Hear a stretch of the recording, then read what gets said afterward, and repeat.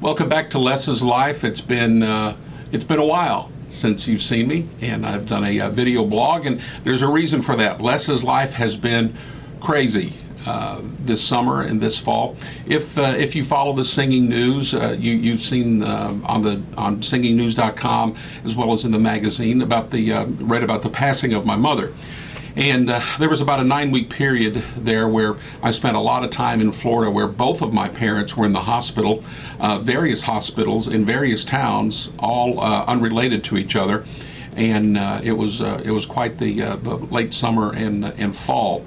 But I'm posting this not for sympathy. I'm going somewhere with this. My mother passed with pulmonary fibrosis, which, if you're not familiar with that, it is a lung disease, and when it gets in its last stages, it's an awful disease. It's awful to watch someone that you love pass with that disease. But there was a period of time when it was in its worst time for her, where I flew in to Orlando. My parents live in St. Cloud. And I got in late one night and went to the hospital, took my dad back from the hospital, and he and I went home to rest for a while. And that was the first night. And in the middle of the night, 3:30 in the morning, we got a call that my mom had stopped breathing, and they brought her back, and we went back to the hospital. And a little bit later in that day, with various machines going and machines making her breathe. She couldn't breathe on her own. It's a noisy room, multiple machines, and you can't. Typically, the patient can't talk anyway, and if they can, you can't hear them or understand them. Well, that afternoon, myself, my dad, a deacon from his church, we were all in the room there together, and her doctor. And we were praying for her, and in the midst of that, I heard something, and I wasn't sure what it was, and I could see my mom trying to move her lips, and so I thought it was her, and so I went down close, as close as I could to her head, and the masks and machines and wires, and so I couldn't get right down to her face, but I got very close, and I could tell she was trying to sing, and the closer I got, the more I could understand. And here she was, just a few hours removed from her breathing being stopped, and she knew the seriousness of what was going on. And in the midst of that, she starts singing, and I get close to her, and I understand now what she's singing. She's singing, "God is so good, God is so good.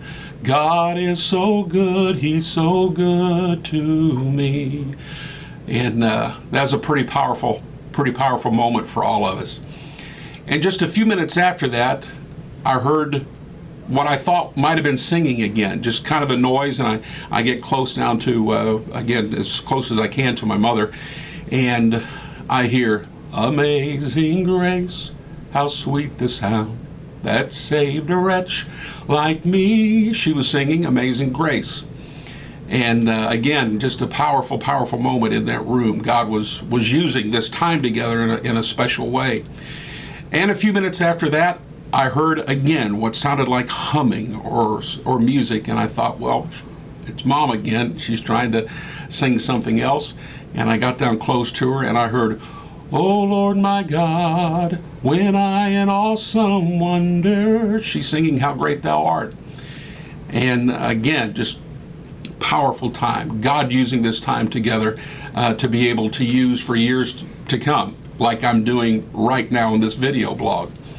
And then finally, just a few minutes after that, I heard a noise again, and this time it didn't sound like a melody, it didn't sound like humming, but it was something. And I got close down to my mom again, and she started testifying, just thanking the Lord for the years of good life and her family and the many blessings of her life.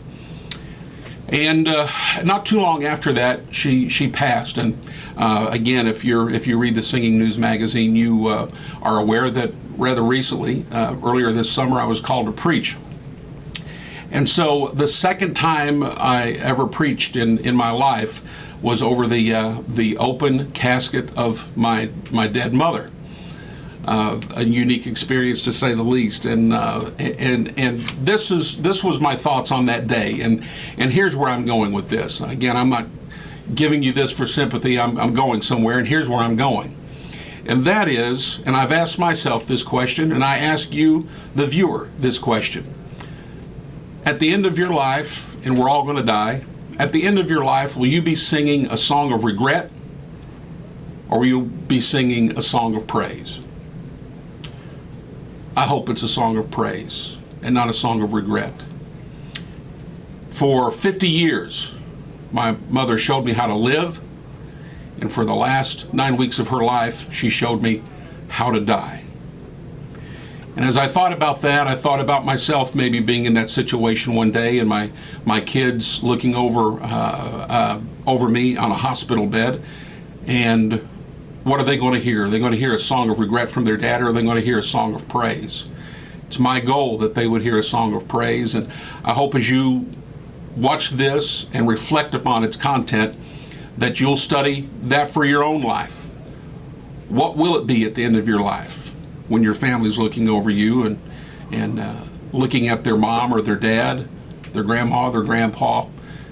Will you be singing a song of regret, or will you be singing a song of praise? It's my hopes today that it'll be a song of praise.